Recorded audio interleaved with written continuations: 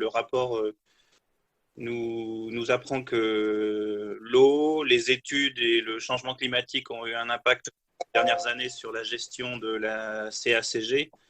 Et comme disait Jean-Pierre Reynaud tout à l'heure, sur les 500 millions de mètres cubes gérés aujourd'hui, seuls 200 sont rémunérés. Et pas que sur son territoire de gestion, Midi-Pyrénées, Aquitaine historiquement, mais surtout en Vendée. Donc les études, on est passé de 38% des produits d'exploitation de la société à aujourd'hui 17%. Donc aujourd'hui, les collectivités locales qui demandent des études sur l'accompagnement territorial et hydraulique rural, il y en a beaucoup moins. Et l'impact de ces dernières années du changement climatique, l'augmentation des températures, l'augmentation des sécheresses, l'endettement des exploitations agricoles fragilise aussi ce modèle qui est proposé depuis 60 ans.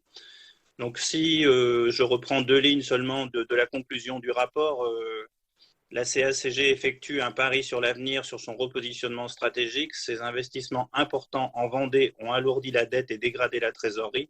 Elle ne dispose pas d'une épargne suffisante pour honorer sa dette dans les délais raisonnables.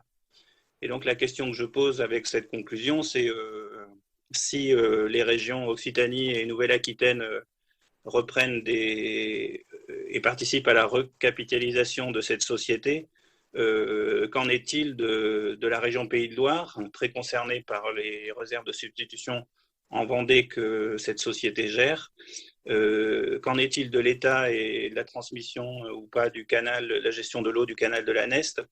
Qu'en est-il des trois banques qui sont à hauteur aujourd'hui de 30% du capital et des départements membres de cette société? Donc ce n'est pas à la Nouvelle-Aquitaine de compenser cette société ou en termes d'impact sur notre territoire, c'est très très faible. Voilà les questions